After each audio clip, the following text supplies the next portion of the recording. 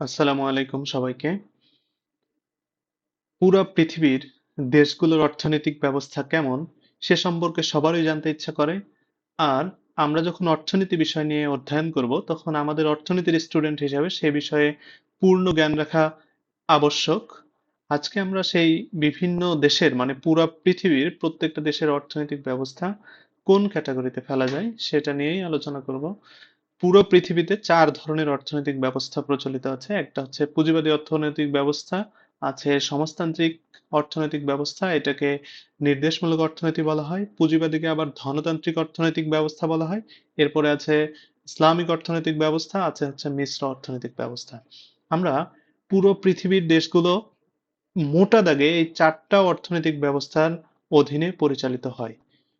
আমরা কিছুক্ষণ পরে যখন বৈশিষ্ট্যগুলো নিয়ে আলোচনা করব তখন তোমাদের কাছে স্পষ্ট হয়ে যাবে যে কোন দেশ কোন অর্থনৈতিক ব্যবস্থার অধীনে পরিচালিত হচ্ছে। চলো প্রথমে আমরা দেখে নেই পুঁজিবাদী বা ধনতান্ত্রিক অর্থনৈতিক ব্যবস্থা। পুঁজিবাদী অর্থনৈতিক ব্যবস্থা আবির্ভাব হয় ফরাসি বিপ্লবের হাত ধরে। ফরাসি বিপ্লব কবে সংঘটিত হয়? সেটা হচ্ছে ১৭৮৯ সালে। তোমরা যারা লক্ষ্য করেছো তারা এখানে একটা মজার বিষয় খেয়াল করেছো।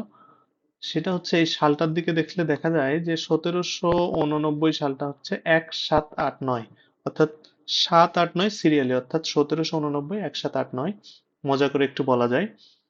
তাহলে এটা ইউরোপে ধনতান্ত্রিক ব্যবস্থার শুরু হয়। ধনতান্ত্রিক অর্থ ব্যবস্থাটা হচ্ছে এমন একটা অর্থ ব্যবস্থা যেখানে সম্পদের ব্যক্তি মালিকানা থাকে, অবাধ প্রক্রিয়ার মাধ্যমে বাজার পরিচালিত হয় এবং সরকারি হস্তক্ষেপ থাকে না।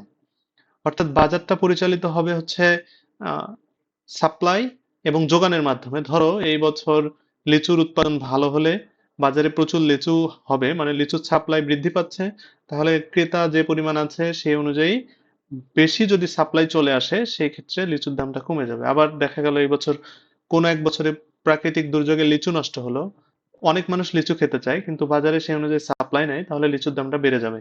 সরকার কোনো ধরনের হস্তক্ষেপ করবে না এই ধরনের দামে। এই দাম প্রক্রিয়ায় বাজারটা পরিচালিত হবে। ব্যক্তি মালিকানা মানে হচ্ছে তুমি তোমার মেধা শ্রম দিয়ে তুমি যে সম্পদ অর্জন করতে পারবে সেটার মালিক হবে তুমি, রাষ্ট্রীয় মালিকানা থাকবে না। এখন এটা হচ্ছে এই পুঁজিবাদী অর্থনীতির একদম মৌলিক কথাবার্তা, বৈশিষ্ট্যগুলো দেখলে আরো স্পষ্ট হয়ে যাবে। সম্পদের ব্যক্তি মালিকানা। পুঁজিবাদী অর্থনৈতিক ব্যবস্থার অন্যতম একটা ভিত্তি হচ্ছে সম্পদের ব্যক্তি মালিকানা। আমরা এরপরে সমাজতান্ত্রিক অর্থনৈতিক ব্যবস্থা দেখব, তখন দেখব যে সম্পদের আসলে ব্যক্তি মালিকানা থাকে না, রাষ্ট্রীয় অথবা সামাজিক মালিকানা থাকে। এখন সম্পদের ব্যক্তি মালিকানাটা পুঁজিবাদের অন্যতম ভিত্তি হিসেবে ধরা হয়, মূলত মেইন ভিত্তি। পুঁজিবাদ যখন গ্রো করে তখন সম্পদের ব্যক্তি মালিকানার সাপোর্টে বলা হলো মানুষ যখন সম্পদ উম, পরিশ্রম করবে, সম্পদ বাড়বে, তখন সে সম্পদ বৃদ্ধির জন্য আরো বেশি পরিশ্রম করবে, তার মেধা শ্রমের সর্বোচ্চ ব্যবহার করে উম, সম্পদের মালিক হওয়ার জন্য চেষ্টা করবে, যেটা ব্যক্তিকে ধনী করবে, আবার হচ্ছে সাথে সাথে সামাজিক উন্নয়নও করবে। দুঃখজনকভাবে এখানে তোমাদের একটা সমালোচনা বলে রাখি, সেটা হচ্ছে যে এই যে মানুষ, কোনো একজন ব্যক্তি কোনোভাবে মালিক হওয়া শুরু করলো, তারপরে সে অন্যান্য মানুষদের খাটালো, এইরকম করতে করতে একটা পর্যায়ে দেখা গেল যে একজন মানুষ বেশি সম্পদের মালিক হচ্ছে, তখন সামাজিক শোষণের জন্ম দিচ্ছে। মানে সমস্ত এই পুঁজিবাদী অর্থনৈতিক ব্যবস্থা সামাজিক শোষণের জন্ম দিচ্ছে, কিছু মানুষের হাতেই সমস্ত সম্পদ চলে যাচ্ছে, বাকি মানুষদের তারা শোষণ করছে। এরপরে আসো উম স্বয়ংক্রিয় দাম ব্যবস্থা। স্বয়ংক্রিয় দাম ব্যবস্থাটা কি তোমাদের একটু আগে বলেছি, এখন সেটা আমরা সেকেন্ড চ্যাপ্টারে গ্রাফ দেখবো, তার আগে আমরা একটা একটা গ্রাফ দেখে ফেলি। এই যে ধরো যে আমরা দেখবো যে এটা হচ্ছে ডিমান্ড রেখা আর এটা হচ্ছে সাপ্লাই। তাহলে আমরা জানি যে দুইটা রেখা পরস্পর যেখানে ছেদ করে সেখানেই হচ্ছে কিউ হচ্ছে কোয়ান্টিটি, মানে বাজারে কতটুকু সাপ্লাই বা ডিমান্ড থাকবে, পি হচ্ছে তার দাম। দামটা কোথায় নির্ধারিত হবে? যেখানে সাপ্লাই এবং ডিমান্ড সমান হবে। এই যে আমরা দেখতে পাচ্ছি সাপ্লাই এবং ডিমান্ড রেখা পরস্পর এখানে সেট করেছে, তাহলে দামটা এখানে নির্ধারিত হবে, আর কোয়ান্টিটিটা মানে এই পরিমাণ বাজারে বিক্রি হবে, আর দামটা হবে হচ্ছে এই পরিমাণে। অর্থাৎ এখানে কেউ কোনো হস্তক্ষেপ করবে না। সাপ্লাই যদি বেশি হয় দাম কমে যাবে, ডিমান্ড যদি বেশি হয় দাম বেড়ে যাবে, আবার ডিমান্ড যদি কোনো কিছুর কমে যায় সেটার দাম কমে যাবে। একইভাবে সাপ্লাই যদি কোনো কিছুর বেড়ে যায় সেটার দাম কমে যাবে, সাপ্লাই যদি কমে যায় তাহলে দাম বৃদ্ধি পাবে। ওকে, এটাই হচ্ছে স্বয়ংক্রিয় দাম ব্যবস্থা। এখানে সরকার সেট করে দিবে না যে এই বছর লিচু 300 টাকা সহ বিক্রি হবে, 100 লিচু 300 টাকা। সরকার বলে দিবে না যে একটা 100 গ্রাম ব্রেড 50 টাকায় বিক্রি হবে। মানুষ আসলে কিনবে কিনা, তারপরে সাপ্লাইটা কত আসছে সেটার উপরে ভিত্তি করে এটা নির্ধারিত হবে। ওকে, তারপরে দেখা যাক ভোক্তার ও উদ্যোক্তার স্বাধীনতা। এটা একই সূত্রে গাঁথা। এই যে ব্যক্তি মালিকানা, সম্পদের মালিক যখন ব্যক্তি, তিনি যখন ভোগ করবেন তখন তিনি আসলে কি ভোগ করবেন, কতটুকু ভোগ করবে, সেটার স্বাধীনতা তার আছে। উদ্যোক্তার এবং ভোক্তার স্বাধীনতা ব্যক্তি স্বাধীনতাকে আহ প্রমোট করছে, বা ব্যক্তি স্বাধীনতার জায়গা থেকে এটা ভালো। এটার একটা সমালোচনা হচ্ছে যে আহ, কিছু জিনিস এখন ধরো যে সমাজে লিমিটেড, এখন যার টাকা আছে সে বেশি টাকা দিয়ে কিনে নেয়, কিন্তু স্বাধীন হওয়ার কারণে যে বেশি টাকা দিচ্ছে তার কাছেই বিক্রি হচ্ছে, সে এটা ভোগ করছে। কিন্তু সমাজে এটা অন্যান্য মানুষের দরকার হলেও তখন সেটা যার দরকার তার কাছে যাচ্ছে না। এটা একটা সমস্যা তৈরি করছে। উদ্যোক্তার স্বাধীনতা, উদ্যোক্তা দেখে যেটা উৎপাদন করলে তার লাভ হবে তিনি সেটাই উৎপাদন করেন। এটা একটা ভালো দিক যে সমাজে লাভবান কিছু উৎপাদন হচ্ছে, মানুষ উৎপাদনে আগ্রহী হচ্ছে, ভালো দিক। খারাপ দিকটা হচ্ছে সমাজের কিছু জিনিস আছে যেগুলো সমাজে দরকার, উৎপাদন হওয়া দরকার, সমাজের জন্য দরকার, রাষ্ট্রের জন্য দরকার, কিন্তু ওই জিনিসগুলোতে বেশি লাভ নেই, তখন ওইগুলোতে কেউ উৎপাদন করতে চায় না। কিন্তু সমাজের তো সেটা দরকার, তখন সেটা বাইরে থেকে আনতে হচ্ছে অথবা সরকারকে লস করে সেগুলো উৎপাদন করতে হচ্ছে। এইটা হচ্ছে উদ্যোক্তার স্বাধীনতা থাকার কারণে একদিকে লাভ হচ্ছে, ব্যক্তি স্বাধীনতার দিক থেকে আমরা একটা ভালো সুবিধা ভোগ করতেছি। অসুবিধাটা হচ্ছে সমাজের প্রয়োজনীয় কিছু জিনিস অনুৎপাদিতই থেকে যাচ্ছে। এরপরে আসা হচ্ছে অবাধ প্রতিযোগিতা। অবাধ প্রতিযোগিতার মধ্যে হচ্ছে এখানে প্রত্যেক বিক্রেতা তিনি বিক্রি করবেন, আরেকজন যিনি বিক্রি করতেছেন তার সাথে প্রতিযোগিতা করবেন। তারপরে হচ্ছে ক্রেতা বিক্রেতার মধ্যে অবাধ প্রতিযোগিতা চলে, ক্রেতারা চাবেন বেশি দামে বিক্রি করতে, আর ক্রেতারা চাবেন কম দামে কিনতে, সরি, আর বিক্রেতারা হচ্ছে বেশি দামে বিক্রি করতে চাবেন। এই যে দুইজনের মধ্যে একটা প্রতিযোগিতা বা দর কষাকষি বা দামাদামির মাধ্যমে একটা দাম নির্ধারণ হবে। তারপরে বিক্রয় যারা করেন সমস্ত বিক্রেতারা আবার নিজেদের মধ্যে একটা কম্পিটিশন করবেন, এই কম্পিটিশনে কেউ বাধা দিবে না। সেটা দেশের ভিতরে, আভ্যন্তরীণ এবং হচ্ছে বহির্বিশ্বে, ইন্টারন্যাশনালি এই প্রতিযোগিতাটা পুঁজিবাদী অর্থনীতি সাপোর্ট করে। পুঁজিবাদী অর্থনীতি আসলে ওপেন নেট চায়, মানে হচ্ছে উম, পুরো পৃথিবীতে সমস্ত কিছুর ফ্লো চলবে, কেউ কোথাও ট্যাক্স আরোপ করবে না। এটা পুঁজিবাদী, একদম পিওর পুঁজিবাদী মডেলে এটা মনে করা হয় যে সবকিছু মার্কেটের উপরে ছেড়ে দিতে হবে, কোনো ধরনের ডিরেক্ট অথবা ইনডিরেক্ট ট্যাক্সেস আরোপ করা যাবে না, স্পেশালি এক দেশ থেকে আরেক দেশে যখন কোনো প্রোডাক্ট নিয়ে যাওয়া হবে। তারপর হচ্ছে বৃহৎ উৎপাদন ব্যবস্থা ও মুনাফা সর্বোচ্চকরণ। এই যে যেহেতু আমরা দেখেছি উদ্যোক্তা স্বাধীনতা আছে, সম্পদের ব্যক্তি মালিকানা আছে, তাহলে যে সম্পদটা পাবে সে চাবে যে আমি সর্বোচ্চ লাভ করি। তাহলে মুনাফা সর্বোচ্চকরণ এই পুঁজিবাদী অর্থনৈতিক ব্যবস্থার একটা অন্যতম হচ্ছে উম, ভিত্তি বা হচ্ছে বৈশিষ্ট্য। এখানে সবাই সকল সমস্ত উৎপাদনকারী তার মুনাফা সর্বোচ্চ করতে চায়। বৃহৎ উৎপাদন, যেহেতু উৎপাদন করে লাভ হচ্ছে, সে উৎপাদনের সাইজ বৃদ্ধি করবে। এখানে লাভটা, সমাজের লাভটা কোথায়? সমাজের লাভ হচ্ছে উৎপাদন ব্যবস্থা যখন বৃহৎ হবে তখন উৎপাদন খরচ কমে যাবে, কম দামে সে সাপ্লাই দিতে পারবে। তখন সমাজ বা কনজিউমার গ্রুপ বা ভোক্তারা কম দামে জিনিসটা ভোগ করতে পারবে। অসুবিধাটা কোথায়? অসুবিধা হচ্ছে উৎপাদন ব্যবস্থা যখন বৃহৎ হবে তখন সে ছোট উৎপাদনকারীরা বাজার থেকে চলে যেতে বাধ্য হবে, কারণ বড় আকারে যে উৎপাদন করবে তার উৎপাদন খরচ কম হবে। প্রথম দিকে উৎপাদনের একটা পর্যায়ে বৃহৎ উৎপাদনকারী কম দামে মার্কেটে ভালো জিনিস ছাড়বে, তখন ভোক্তারা ভালো জিনিস কম দামে পাওয়ায় সেদিকে আকৃষ্ট হবে। তখন যাদের উৎপাদনকারী ফার্মের, যে ফার্মগুলোর সাইজ ছোট, ছোট আকারে উৎপাদন করে, তারা বাজার থেকে চলে যেতে বাধ্য হবে, কারণ তাদের জিনিস কেউ কিনবে না। কিন্তু এই পর্যায়টা চলে গেলে তখন বৃহৎ উৎপাদনকারী আবার তখন তার জিনিসের দাম বাড়ায় অথবা মান কমায়, কারণ বাজারে তার কম্পিটিটর থাকে না। তাহলে এই পুঁজিবাদী অর্থনৈতিক ব্যবস্থার সমস্যা আছে, আবার হচ্ছে সুবিধাও কিছু আছে। আবার এটার আরো কিছু, পুঁজিবাদী অর্থনৈতিক ব্যবস্থায় অবশ্যম্ভাবী কিছু বিষয় আছে। বেকারত্ব থাকবে, মূল্যস্ফীতি থাকবে, তারপরে হচ্ছে শ্রেণী শোষণ বা শ্রেণী বৈষম্যটা থাকবে। পুঁজিবাদ আহ, এবং শ্রেণী বৈষম্য একই সূত্রে গাঁথা। এটা যদিও এখানে বৈশিষ্ট্যের মধ্যে দেয়নি, কিন্তু এটাও গুরুত্বপূর্ণ বৈশিষ্ট্য। এটা হচ্ছে পুঁজিবাদ শ্রেণী বৈষম্যের জন্ম দেয় কিভাবে? ওই যে পুঁজিপতিরাই তাদের পুঁজি খাটিয়ে আরো বেশি সম্পদের মালিক হয়, বড়লোক হয়, তাদের হাতে বেশিরভাগ সম্পদ থাকায় তারা, ধরো যে বাংলাদেশের টপ 10%-এর হাতে 90% সম্পদ আছে, তাহলে বাকি 90% মানুষের হাতে অনলি 10% সম্পদ আছে। তাহলে এই 90% সম্পদের মালিক এই 10% মানুষগুলো 90% মানুষকে যেদিকে পরিচালিত করতেছে সেই দিকেই তারা পরিচালিত হইতে বাধ্য হচ্ছে, কারণ তাদের হাতে সম্পদ, তারা চাকরি দিলে তারা চাকরি পাচ্ছে।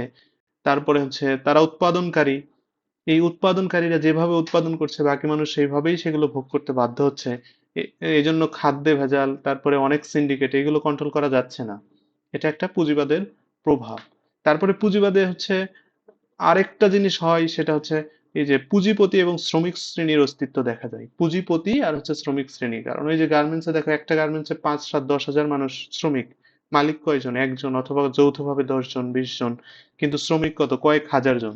তাহলে পুঁজিবাদ যেহেতু সম্পদের ব্যক্তি মালিকানা থাকার কারণে সম্পদ একই ব্যক্তির কাছে বারবার ফিরে যাচ্ছে, মানে তখন সেটা পুঁজিবাদ, পুঁজিপতি আর হচ্ছে শ্রমিক শ্রেণীর আহ, অস্তিত্ব থেকে যাচ্ছে। এগুলো হচ্ছে, আমি এখানে দুটাই বলে দিলাম, পুঁজিবাদের সুবিধা এবং অসুবিধা। এখন চলো সামনে আগাই। এখানে এই যে পুঁজিবাদের সুবিধা এবং অসুবিধা আলাদাভাবে তোমরা এগুলো আবার লিখে নিবে। এখন চলো সমাজতান্ত্রিক বা নির্দেশমূলক অর্থনৈতিক ব্যবস্থা। পুঁজিবাদের অনেক পরে সমাজতন্ত্রের জন্ম হয়, সেটা হচ্ছে 1917 সালে। প্রথমে কমিউনিস্ট ম্যানিফেস্টো নামক একটা গ্রন্থ, যেটা লেখক ছিলেন কার্ল মার্কস এবং ফ্রেডরিক অ্যাঙ্গেল, এই দুজন এই গ্রন্থটা লেখেন। সেখান থেকেই এই সমাজতান্ত্রিক ধারণার সূত্রপাত হয়। তারপরে সমাজতান্ত্রিক অর্থ ব্যবস্থার আহ, কি কি সুবিধা সেখানে তারা তুলে ধরেন। তারপরে হচ্ছে পুঁজিবাদী অর্থনীতি আমাদের কিভাবে শোষণ করতেছে সেইভাবে তারা তুলে ধরেন। তারপরে 1917 সালে যখন সোভিয়েত ইউনিয়নের একটা অংশ, এখন হচ্ছে রাশিয়া, আরো অনেকগুলো দেশ ছিল সবগুলো মিলেই, তবে মূল দেশটা হচ্ছে রাশিয়া, সোভিয়েত ইউনিয়নের। তাহলে সোভিয়েত ইউনিয়নে প্রথম সমাজতন্ত্র চালু হলো। তারপরে এখন উত্তর কোরিয়াতে আছে। তারপরে এক সময় হচ্ছে উত্তর ভিয়েতনামে ছিল। তারপরে হচ্ছে জার্মানি দুই ভাগে ভাগ হয়েছিল এই সমাজতন্ত্র এবং পুঁজিবাদের দ্বন্দ্বে। তারপরে জার্মানির ভিতরে একটা ওয়াল উঠে গিয়েছিল, মানে পূর্ব জার্মানি এবং পশ্চিম জার্মানি, পূর্ব জার্মানি ছিল সোভিয়েতের দিকে, মানে সমাজতান্ত্রিক অর্থনীতি বাস্তবায়ন করতে হবে, আর পশ্চিম জার্মানি ছিল হচ্ছে পুঁজিবাদী অর্থনীতির পক্ষে। তারপরে হচ্ছে চায়না, চায়নাতে এখন সমাজতান্ত্রিক অর্থনীতি আছে, রাশিয়াতে সমাজতান্ত্রিক অর্থনীতি আছে, আমেরিকা হচ্ছে পুঁজিবাদ। শুধু আমেরিকাতে পুঁজিবাদী অর্থনৈতিক ব্যবস্থাই নাই, বরং আমেরিকা পুঁজিবাদী অর্থনীতিকে প্রমোট করে সারা পৃথিবীতে। তাদের হয়ে কাজ করে আইএমএফ, ওয়ার্ল্ড ব্যাংক, তারা আসলে পুঁজিবাদকে সমর্থন করে। এরকম আরো অনেক প্রতিষ্ঠান আছে। যাই হোক, তাহলে সমাজতান্ত্রিক অর্থ ব্যবস্থা কি? সমাজতান্ত্রিক অর্থ ব্যবস্থায় সম্পদের রাষ্ট্রীয় মালিকানা থাকবে, মানে ব্যক্তি মালিকানা থাকবে না। এটা শোনার পরে অনেকে চমকে ওঠো, বিষয়টা এরকম নয়। ধরো যে যারা রাষ্ট্রীয় প্রতিষ্ঠানে চাকরি করে, যেমন বলতে পারি যে সার কারখানায় কেউ চাকরি করতেছে, উৎপাদিত হচ্ছে কি? এটা কিন্তু সরকারের প্রতিষ্ঠান, উৎপাদিত হচ্ছে সার, মানুষ চাকরি করতেছে এখানে, তাহলে বেতনটা দেয় কিভাবে? নানান কোশ্চেন, দেখো বেতন কিভাবে দেয়? স্বাভাবিক অন্যান্য সরকারি চাকরি অথবা হচ্ছে অন্যান্য সরকারি কারখানা বা প্রাইভেট কোনো একটা প্রতিষ্ঠানে চাকরি করলে যেরকম এখানে একটা বেতন স্ট্রাকচার আছে, যার যার যোগ্যতা এবং গ্রেড, চাকরির বয়স, দক্ষতা, সবকিছু অনুযায়ী তাকে চাকরি দিচ্ছে। প্রথমে 9 গ্রেডে জয়েন করলে সে একটা পাচ্ছে, কিছুদিন পরে তার প্রমোশন হচ্ছে, এভাবে সে পাচ্ছে, যোগ্যতা অনুযায়ী চাকরি পাচ্ছে। তাহলে এই, কিন্তু এই সারটার মালিককে, এখান থেকে যদি লাভ হয় সেই লাভটা কে পাবে? সরকার পাবে। এখান থেকে ক্ষতি হলে সেই ক্ষতিটা কে পুষে দিবে? সরকার। তাহলে সমাজতান্ত্রিক অর্থ ব্যবস্থা ঠিক পুরা অর্থনীতিটা বা পুরা দেশটা এইভাবে, পুরা দেশের ভাইটাল সম্পদগুলো রাষ্ট্রের কাছে থাকে। মানুষ যোগ্যতা অর্জন করে, তার যোগ্যতা অনুযায়ী যে যেখানে কাজ করে সেই অনুযায়ী সরকার নির্ধারিত স্ট্রাকচার অনুযায়ী তাদেরকে বেতন দেয়।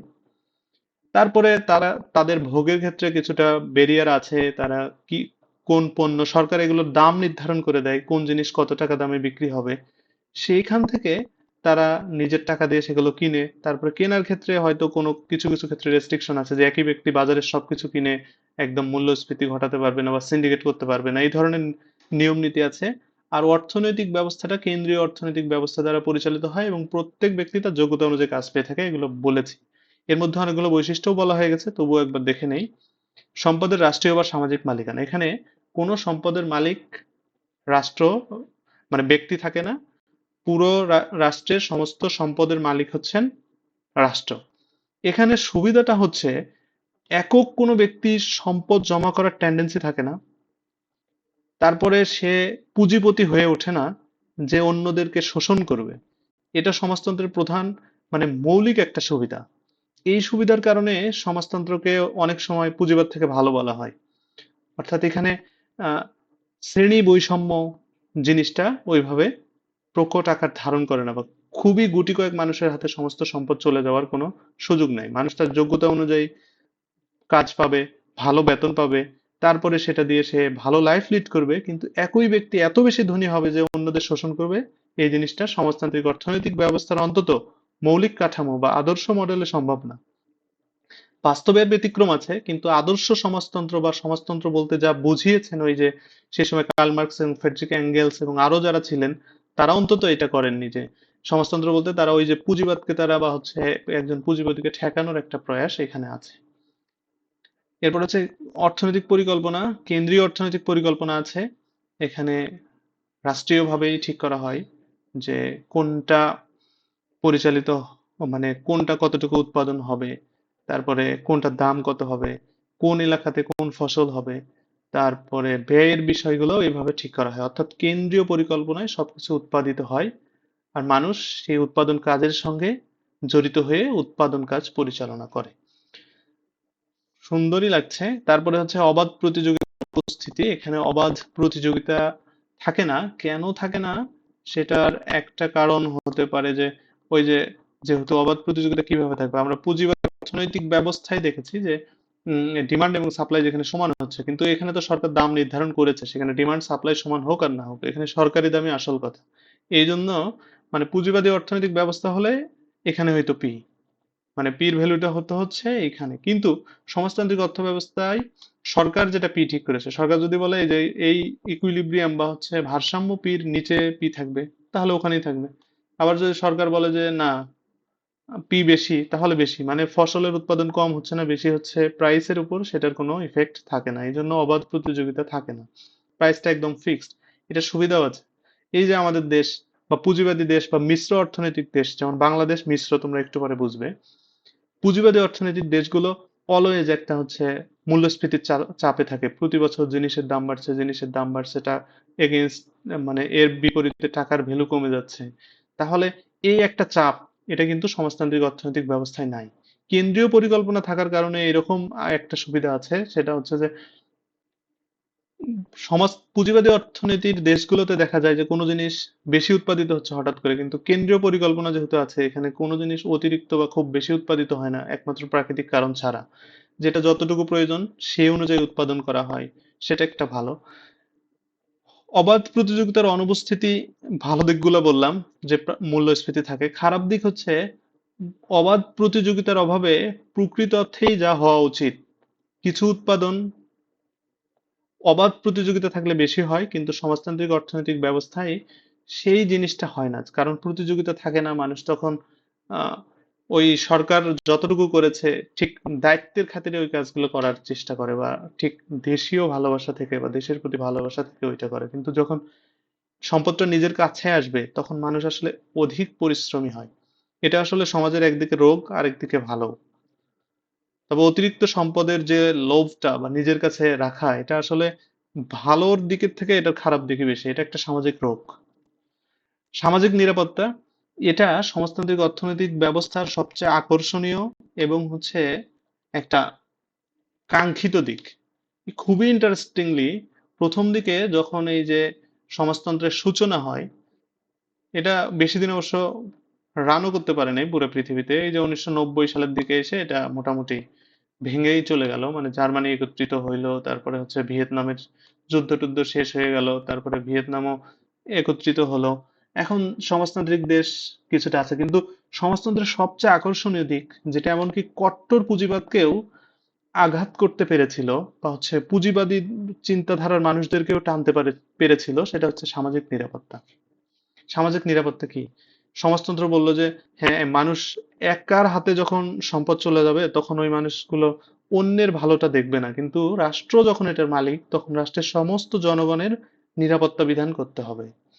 সামাজিক নিরাপত্তার মধ্যে আছে চিকিৎসা, শিক্ষা, তারপরে এই যে রাস্তাঘাটে যে নিরাপত্তা, এই সমস্ত কর্মসূচিগুলো এগুলো কিন্তু সমাজতন্ত্র থেকে আসছে।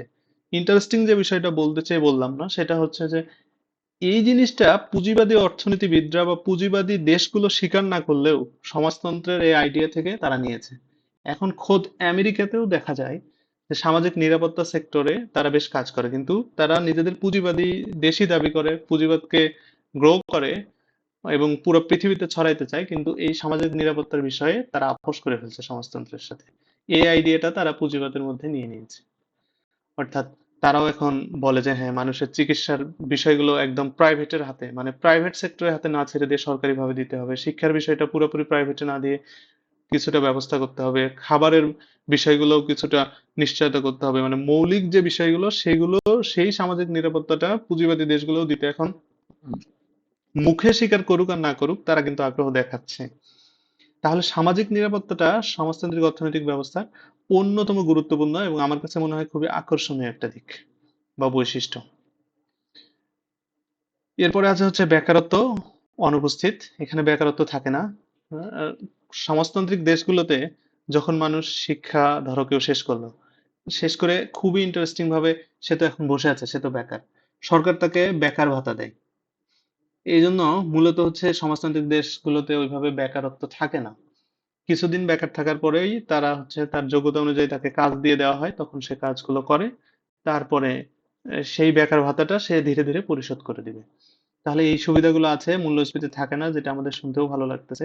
সমাজতন্ত্রের বিষয়গুলো আহ ভালোই, খারাপ না। সামাজিক নিরাপত্তাটা তো অবশ্যই, যেটা প্রায় পৃথিবীর সব দেশ এখন অ্যাডাপ্ট করা শুরু করেছে। অবাধ প্রতিযোগিতার অনুপস্থিতি, এটা একটা সমস্যা। সম্পদের রাষ্ট্রীয় মালিকানা, এটা অনেকেই সমস্যা মনে করে। কিছু কিছু ক্ষেত্রে এটা ভালো, কিছু কিছু ক্ষেত্রে এটা সমস্যা। কেন্দ্রীয় অর্থনৈতিক পরিকল্পনা, এটাও কিছু ক্ষেত্রে ভালো এবং কিছু ক্ষেত্রে এটাও একটা সমস্যায়। ওকে, তাহলে এবার আমরা মিশ্রের বিষয়টা দেখি। মিশ্র অর্থনৈতিক ব্যবস্থা, পৃথিবীর অধিকাংশ দেশ এখন মিশ্র অর্থনৈতিক ব্যবস্থায় পরিচালিত হয়। যেমন বাংলাদেশ, ইন্ডিয়া, দক্ষিণ এশিয়ার প্রায় সবগুলো দেশই, ইউরোপেরও অনেক দেশ এখন মিশ্র অর্থনৈতিক ব্যবস্থায় পরিচালিত হচ্ছে। মিশ্র অর্থনীতি কি? মিশ্র হচ্ছে ওই যে ক্যাপিটালিস্ট আর হচ্ছে পুঁজিবাদী, মানে capitalist economy plus C+S, socialist economist, এই দুইটা যোগ করে হচ্ছে মিশ্র, মানে এমন অর্থনৈতিক ব্যবস্থা যেটার মধ্যে এই দুইটা বৈশিষ্ট্যই আছে, দুইটার বৈশিষ্ট্য পেলে সেটাকে আমরা মিশ্র অর্থনৈতিক ব্যবস্থা বলি। আমরা দেখেছি যে পুঁজিবাদের মধ্যেও কিছু ভালো জিনিস আছে, সমাজতন্ত্রের মধ্যেও কিছু ভালো জিনিস আছে। পৃথিবীতে যারা একদম সমাজতন্ত্র বা পুঁজিবাদী দেশের সাথে প্রথম থেকে কানেক্টেড না, এই দেশগুলো মনে করলো যে দুইটার ভালোটাই আমরা নেই, এইভাবেই মূলত মিশ্র অর্থনৈতিক ব্যবস্থাটা চলে এসেছে। তাহলে মিশ্র অর্থনৈতিক ব্যবস্থার বৈশিষ্ট্য হচ্ছে এখানে সম্পদের ব্যক্তি ও সামাজিক মালিকানা উভয় মালিকানাই আছে। কিরকম? ধরো আমাদের দেশে কি আছে? সরকারি মেডিকেল আছে, প্রাইভেট মেডিকেল আছে। তাহলে বাংলাদেশে যে কোনো প্রতিষ্ঠান, ব্যাংক আছে, সরকারি ব্যাংক আছে, প্রাইভেট ব্যাংক আছে। তারপরে বিভিন্ন উৎপাদন, সরকারি উৎপাদনের প্রতিষ্ঠান আছে, বেসরকারিও আছে। তাহলে যেখানে সামাজিক এবং ব্যক্তি উভয় ধরনের মালিকানা রয়েছে, সেই ধরনের অর্থনৈতিক ব্যবস্থা। সামাজিক মালিকানা হচ্ছে সমাজতন্ত্রের বৈশিষ্ট্য, ব্যক্তি মালিকানা তো ওই পুঁজিবাদের বৈশিষ্ট্য। তাহলে এই দুইটা বৈশিষ্ট্য একসাথে পাওয়া গেলে সেটা মিশ্র, যেমন বাংলাদেশ। এবার আসো এটার মধ্যে সামাজিক নিরাপত্তা ও শ্রমিক স্বার্থ সংরক্ষণ, সামাজিক নিরাপত্তার বিষয়টা কিন্তু এখানে আছে। মিশ্র অর্থনৈতিক ব্যবস্থায় সামাজিক নিরাপত্তাকেও গুরুত্ব দিয়ে দেখা হয়। বাংলাদেশ সম্প্রতি যে বাজেট ঘোষণা করেছে সেখানে মেডিকেল সেক্টরে বা হচ্ছে স্বাস্থ্য খাতে বাজেট বৃদ্ধি করাতে প্রশংসিত হচ্ছে। শ্রমিক স্বার্থ সংরক্ষণ, এইটাও মিশ্র অর্থনীতিতে ব্যবস্থা আছে। আর হচ্ছে স্বয়ংক্রিয় দাম ব্যবস্থা, স্বয়ংক্রিয় দাম ব্যবস্থা ছিল আমার হচ্ছে পুঁজিবাদী অর্থনৈতিক ব্যবস্থার বৈশিষ্ট্য, সেটা এখানে ওই মিশ্র অর্থনৈতিক ব্যবস্থায় সমাজতন্ত্রের মতো দাম ঠিক করে দেওয়া হয় না, এটা হচ্ছে স্বয়ংক্রিয়ভাবে দাম নির্ধারণ হয় সাপ্লাই এবং ডিমান্ডের ভিত্তিতে। ভোক্তা এবং উদ্যোক্তার স্বাধীনতা, এখানেও ভোক্তা কি ভোগ করবে, তারপরে কি উদ্যোগ নেবে, এই বিষয়েও মিশ্র যেটা অর্থনৈতিক ব্যবস্থা সমাজতন্ত্রের মতো এখানে কন্ট্রোল করা হয় না, পুঁজিবাদের মতো ছেড়ে দেওয়া হয়। তাহলে এরপরে আসো অবাধ প্রতিযোগিতা, এখানে অবাধ প্রতিযোগিতা, তবে হচ্ছে এই অবাধের মধ্যে পুঁজিবাদের থেকে একটু ঝামেলা আছে। মানে ঝামেলাটা বলতে হচ্ছে পুঁজিবাদের অবাধ আর এই অবাধের মধ্যে একটু পার্থক্য আছে। যে দেশগুলো একদম হচ্ছে মিশ্র, সেই দেশগুলো মনে করে যে এই যে প্রতিযোগিতাটা পৃথিবীব্যাপী একদম উন্মুক্ত হওয়া ঠিক নয়। তারা ধরো যে বাংলাদেশ যখন কোনো কিছু আমদানি করে তখন এগুলোর উপরে কিন্তু বিভিন্ন ধরনের শুল্ক আরোপ করে। কিন্তু ওই একদম পারফেক্ট যেটা পুঁজিবাদ সেটা বিশ্বাস করে যে না এই ধরনের শুল্ক অবাধ প্রতিযোগিতায় বাধা বাধা সৃষ্টি করে, সুতরাং এই শুল্কগুলো কমানো উচিত বা একদম বাদ দেওয়া উচিত। ওরা আসলে বাদ দেওয়ার পক্ষে। কিন্তু মিশ্র অর্থনীতির দেশগুলো অবাধ প্রতিযোগিতা বলে, কিন্তু তারা ঠিক সব জায়গায় সেই অবাধ প্রতিযোগিতাটা মানে না। তাহলে এই ধরনের ব্যাপার আছে মিশ্র অর্থনৈতিক ব্যবস্থাগুলোতে। তারপর হচ্ছে অর্থনৈতিক পরিকল্পনা। এখানে অর্থনৈতিক পরিকল্পনাও এখানেও কেন্দ্রীয়ভাবে হয় অনেকটাই। কিছু কেন্দ্রীয় এবং কিছু ব্যক্তি। যেমন একজন কৃষক কি উৎপাদন করবে, কোথায় কি উৎপাদন হবে, সরকার এগুলো বলে না। অর্থনৈতিক পরিকল্পনা এখানে বলতে হয় যে বাজেট। এক বছরে সরকার কি করবে, কোন খাতে প্রণোদনা দিবে, এগুলো দিয়ে মানুষকে কেন্দ্রীয় একটা পরিকল্পনার দ্বারা মানুষকে একটু বাঁধতে চায়। তাহলে এই দুইটা হচ্ছে অর্থনৈতিক পরিকল্পনা, এটা হচ্ছে সমাজতন্ত্রের বৈশিষ্ট্য। আর অবাধ প্রতিযোগিতাটা হচ্ছে আহ পুঁজিবাদের বৈশিষ্ট্য। কিন্তু এই দুইটা কোনোটাই পারফেক্টলি পুঁজিবাদের মতোও মানে না, আবার হচ্ছে পারফেক্টলি সমাজতন্ত্রের মতোও মানা হয় না। ভোক্তা উদ্যোক্তার স্বাধীনতা, এটা একদম পুঁজিবাদের মতোই ব্যাপারটা। স্বয়ংক্রিয় দাম ব্যবস্থা, এটাও পুঁজিবাদের মতোই, তবে কিছু কিছু ক্ষেত্রে আবার দাম নির্ধারণ করে দেয় সরকার। সেই ক্ষেত্রে কিছুটা ব্যতিক্রম আছে। সামাজিক নিরাপত্তা, এটা হচ্ছে সমাজতন্ত্র থেকে নেওয়া। আর এই যে সম্পদের ব্যক্তি, এটা হচ্ছে পুঁজিবাদ। আর সামাজিক মালিকানাটা হচ্ছে ওই সোশ্যালিস্ট ইকোনমি থেকে নেওয়া। এইভাবেই দুইটাই অর্থনীতির মিশ্র বৈশিষ্ট্য নিয়ে যে অর্থনীতিটা গড়ে উঠেছে সেটাই হচ্ছে মিশ্র অর্থনৈতিক ব্যবস্থা। ওকে, এরপরে আসো ইসলামী অর্থনৈতিক ব্যবস্থা। ইসলাম আসলে মুক্তির কথা বলেছে। পুরো পৃথিবী যখন শোষিত হচ্ছিল সেই সময় ইসলাম এসেছে। সো ইসলামিক অর্থনৈতিক ব্যবস্থা নানান দিক দিয়ে শ্রেষ্ঠ। শুনলে তোমাদের খুবই ভালো লাগবে, কিন্তু তারপরেও নানা কারণে সেই ইসলামিক অর্থনৈতিক ব্যবস্থাটা এখন বেশি দেশে চালু নেই। সৌদি আরব সহ যে কিছু দেশে মাত্র চালু আছে, তারা ভালো আছে। ইসলামিক অর্থনৈতিক ব্যবস্থায় মনে করা হয় যে সম্পদের মালিক হচ্ছে আল্লাহ, আর মানুষ সেই সম্পদের হচ্ছে জিম্মাদার। মানে যার কাছে যে সম্পদ আছে সে এটা ইসলামিক অর্থনৈতিক ব্যবস্থার অধীনে সে বিশ্বাস করবে যে সম্পদের প্রকৃত মালিক আল্লাহ, কিন্তু এই সম্পদটা আল্লাহ আমার কাছে আমানত হিসেবে দিয়েছেন। সো এই সম্পদের যথাযথ ব্যবহার করা, তারপরে অপচয় না করা, গরিব মিসকিনের হক আদায় করা, এই জিনিসগুলো সে বিশ্বাস করবে মালিক হিসাবে। তাহলে ইসলামিক অর্থনৈতিক ব্যবস্থায় সম্পদের মালিক হচ্ছে আল্লাহ, কিন্তু মানুষ হচ্ছে সম্পদের আমানতদার। ওকে, এরপর আসো ইসলামী শরিয়া দ্বারা পরিচালিত। এটার অন্যতম বৈশিষ্ট্য হচ্ছে এটা যেভাবে পরিচালিত হবে সেটা হচ্ছে ইসলামী শরিয়া দ্বারা পরিচালিত। ইসলামী শরিয়া যা বলছে ইসলামিক অর্থনৈতিক ব্যবস্থা সেভাবেই চলবে। সুদ, ঘুষ, মজুতদারি নিষিদ্ধ। ইসলামিক অর্থনৈতিক ব্যবস্থায় সুদ চলবে না। প্রচলিত যে ব্যাংকগুলো আছে ইসলামী অর্থনীতি সেই ব্যাংকগুলোকে অস্বীকার করে। তাহলে সুদের পরিবর্তে কি বলে, সুদ মানুষ কখন দেয়, যখন ব্যাংক থেকে মানুষ টাকা নেয়। ইসলামিক অর্থনৈতিক ব্যবস্থা বলছে না এটা চলবে না, এটা হচ্ছে কর্জে হাসানা দিতে হবে, অর্থাৎ মানুষকে টাকা দিতে হবে ধার, সেই ধারের এগেনস্টে অতিরিক্ত টাকা বা সুদ নেওয়া যাবে না। এটা একদম আল্লাহর উদ্দেশ্যে সবের নিয়তে দিতে হবে, এটা হচ্ছে সুদ। আর ঘুষ বাংলাদেশের যেটা অন্যতম প্রধান সমস্যা, সেই সমাধানটা আছে হচ্ছে ইসলামিক অর্থ ব্যবস্থায়। ইসলামিক অর্থ ব্যবস্থা ঘুষকে সম্পূর্ণই নিষিদ্ধ করেছে এবং এটা শাস্তিযোগ্য অপরাধ। মজুতদারিও নিষিদ্ধ। এই যে বাংলাদেশে মাঝে মাঝে দেখি যে কোনো জিনিসের দাম বাড়তে থাকলে তখন সিন্ডিকেট বা হচ্ছে মজুতদাররা তখন আরো মজুত করে, জিনিসটার দাম আরো বৃদ্ধি করে। ইসলামিক অর্থ ব্যবস্থা এটা শাস্তিযোগ্য অপরাধ এবং নিষিদ্ধ। এরপর আসো সামাজিক নিরাপত্তা। সমাজতন্ত্র, অনেকেই বলে থাকে যে সমাজতন্ত্রের সামাজিক নিরাপত্তার ধারণাটা ইসলামিক অর্থনীতি থেকে নেওয়া হয়েছে। সামাজিক নিরাপত্তা ইসলাম সবচেয়ে বেশি বিশ্বাসী। ইসলাম মনে করে যে সামাজিক নিরাপত্তার জন্য ইসলামের কিছু একদম বিধিবদ্ধ ফরজ, যেটা ইসলামে অবশ্যই মানতে হয় মুসলিম হিসাবে, না মানলে কেউ মুসলিম দাবি করতে পারবে না। সেই রকম একটা বিষয় আছে হচ্ছে জাকাত। তাহলে যে বেশি সম্পদের অধিকারী হবে সে জাকাত দিবে। যত বেশি সম্পদের অধিকার হবে জাকাতের হার তত বৃদ্ধি পাবে। এই জন্য ইসলামিক অর্থনৈতিক ব্যবস্থায় কোনো মানুষ একদম ওই যে পুঁজিবাদের মতো যে একদম পুঁজিপতি হয়ে যাবে সেই সুযোগ নেই। তাহলে সামাজিক নিরাপত্তা খাতে একটা কাহিনী আছে, সেটা হচ্ছে আহ জাকাত, তারপরে হচ্ছে জাকাতের বিভিন্ন ভাগ আছে, এগুলো দিতে হয়। তারপরে আসা হচ্ছে আহ কর্জে হাসানা, সেটা আমরা বলেছি। জাকাতটাকে এখানে আলাদাও নিয়ে এসেছি। কর্জে হাসানাটা কি হচ্ছে, মানুষকে তুমি টাকা ধার দেবা কিন্তু এটার পরিবর্তে তুমি কোনো ধরনের সুদ বা অতিরিক্ত টাকা নিতে পারবে না। যেমন ব্যাংকে তুমি যদি টাকা নিতে চাও, 1 লাখ টাকা যদি নাও, 1 বছর পরে তোমাকে 1,20,000 দিতে হবে। এই যে অতিরিক্ত 20,000 দেওয়া হচ্ছে এটাকে বলা হয় সুদ। আর ইসলাম বলছে যে না, এই টাকাটা তুমি নিতে পারবে না, কাউকে 1 লাখ টাকা দিলে এটা আল্লাহর উদ্দেশ্যে দিবা। কেননা মনে করা হয় সম্পদের মালিক আল্লাহ, তাহলে তুমি আল্লাহর বান্দাকে সাহায্য করছো, এটার জন্য আল্লাহ তোমাকে প্রতিদান দিবে, কিন্তু তুমি আল্লাহর বান্দার থেকে কিছু নিতে পারবা না, অতিরিক্ত কোনো সুবিধা বা টাকা পয়সা নিতে পারবা না। এটাকেই বলা হচ্ছে কর্জে হাসানা। তাহলে অপচয় ও বিলাসিতা নিষিদ্ধ। ইসলামিক অর্থনীতিতে অপচয় করা যাবে না। তোমার সম্পদ আছে, ধনতান্ত্রিক অর্থনৈতিক ব্যবস্থায় তোমার সম্পদ তুমি আসলে ফেলে দিবা না পচাবা, না হচ্ছে তোমার পছন্দের মানুষকে দিবা, না তোমার দরকারের অতিরিক্ত খরচ করবে, সেটা তোমার ব্যাপার। পুঁজিবাদী অর্থনৈতিক সিস্টেম দেশে থাকলে সরকার বা কেউ তোমাকে এটা বলবে না যে আরে তুমি তোমার সম্পদে এরকম করতেছো না, এখানে না দিয়ে এখানে দাও। মানে বলতে পারে, বাট কারো বলার লিগ্যাল রাইট নাই। কিন্তু ইসলামিক অর্থনৈতিক ব্যবস্থায় অপচয়ও নিষিদ্ধ করা হয়েছে এবং বিলাসিতাও নিষিদ্ধ। অপচয় করতে পারবে না, তোমার প্রয়োজনীয় যেটা দরকার সেটা তুমি নাও। আবার হচ্ছে বিলাসিতার জায়গাটাও নিষিদ্ধ করা হয়েছে। তাহলে ইসলামিক অর্থনৈতিক ব্যবস্থায় এই ধরনের শ্রেষ্ঠত্বের কিছু জায়গা আছে, কিন্তু আমরা দুনিয়াবী সুবিধার জন্য সেদিকে আগাইতে চাই না অনেকেই। কিছু সমালোচনা তো ইসলামিক অর্থ ব্যবস্থা অনেকেই করে থাকেন, সেটা আমরা আজকে না করি। আশা করি তোমরা আজকের ক্লাসটা খুবই উপভোগ করেছো। এরপরেও তোমরা তোমাদের বইটা খুলে দেখবে ইনশাল্লাহ, তাহলে সুন্দরভাবে আরো বুঝতে পারবে।